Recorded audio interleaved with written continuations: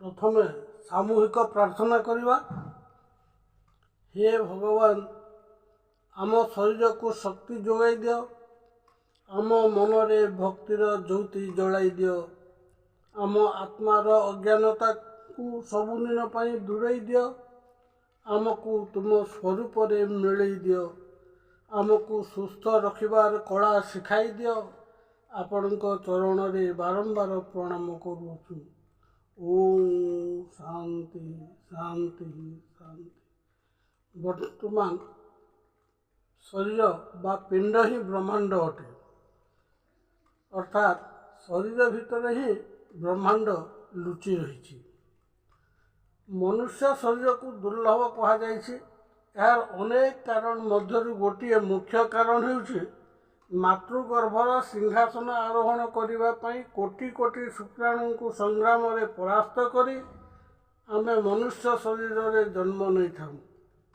जन्म समय मनुष्यर स्वभाव बा प्रकृति रही था।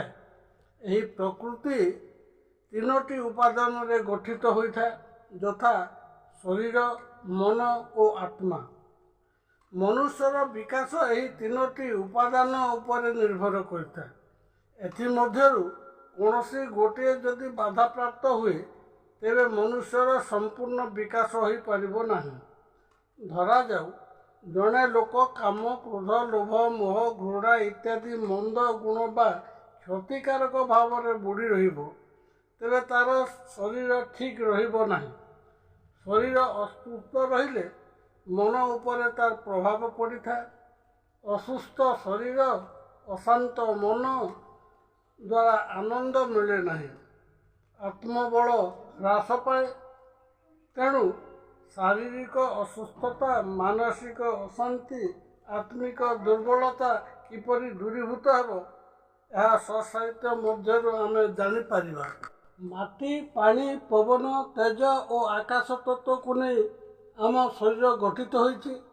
रक्त, मांस और हाड़े असंख्य छोट छोट कोष रही। सही कोष गुड़िक सबुबले कार्यरत अटंती। कोष भितर असंख्य अणु परमाणु मिसी तीव्र बेगरे घुरुछंती। यही आणविक गतिर मूल प्रोटॉन, इलेक्ट्रॉन, न्यूट्रॉन, पॉजिट्रॉन और मेसन भली परमाणु रही। माटी, पानी, पवन इत्यादि जेपरी गोटे गोटे स्तर रही एवं प्रत्येक स्तर रे भिन्न भिन्न कंपन रही, ठीक सहीपरि शरीर भितर मध्य परमाणु जगत रही एवं सही जगत रे स्तर एवं भिन्न भिन्न कंपन रही। सही स्तर गुड़िकर जीवन बा प्राण शक्ति, चिंता और भावना, अहंकार इत्यादि तरंगायित होइछि।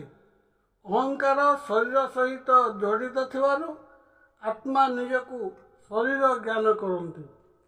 योगी माने कहती मनुष्य शरीर महाजागतिक शक्तिर आलुओ पिंड। विज्ञान मध्य प्रमाणित कर सारी सबु किछि सबु समय महाजागतिक शक्ति द्वारा बारंबार चार्जित होइछि। यही महाजागतिक शक्ति ही भगवान इच्छा शक्ति अटे। विश्व ब्रह्मांड उत्पत्ति हेबा आगरु केवल अद्वय भगवान थिले। से इच्छा कले एको अहम बहुश्यामी। तांको इच्छा शक्ति एक विस्फोरण बा धमाका सृष्टि हैला। वैज्ञानिक माने याकु बिग बैंग बोली कहते।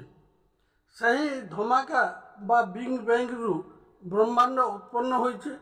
अर्थात ब्रह्मांड हेउछि भगवानकर इच्छा शक्ति बा शब्द। शब्द जात हेले गतिशील होता। ताप बिना गति संभव नुहे। ताप, शब्द और गति परस्पर निर्भरशील। जोठी गति अच्छी सेठारे शब्द और ताप मध्य रही था। तापर अदृश्यमान रूप हेउछि आलुओ।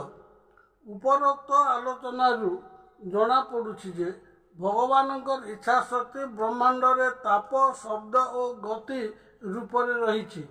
भगवानकर ବିନିଦ୍ର ଚେତନା ବା ଇଚ୍ଛା ଶକ୍ତିକୁ ମହାଜାଗତିକ ପ୍ରାଣ ବୋଲି କୁହାଯାଏ। ଏହା ଦୁଇ ଭାଗରେ ବିଭକ୍ତ ହୋଇଛି। ପ୍ରଥମ ଭାଗଟି ବ୍ରହ୍ମାଣ୍ଡର ସର୍ବତ୍ର ବ୍ୟାପ୍ତ ରହି ପାଳନ ପୋଷଣ କରୁଛି। ଦ୍ୱିତୀୟ ଭାଗଟି ଆମ ଶରୀର ଭିତରେ ପ୍ରାଣବାୟୁ ବା ଜୀବନ ଶକ୍ତି ରୂପେ ପ୍ରବାହିତ ହେଉଛି। ମେରୁଦଣ୍ଡର ଶୀର୍ଷକ ଏବଂ ମସ୍ତିଷ୍କ ଯେଉଁ ସ୍ଥାନରେ ମିଳିତ ହୋଇଛି ତାହା ଚେତନାର କେନ୍ଦ୍ରସ୍ଥଳ।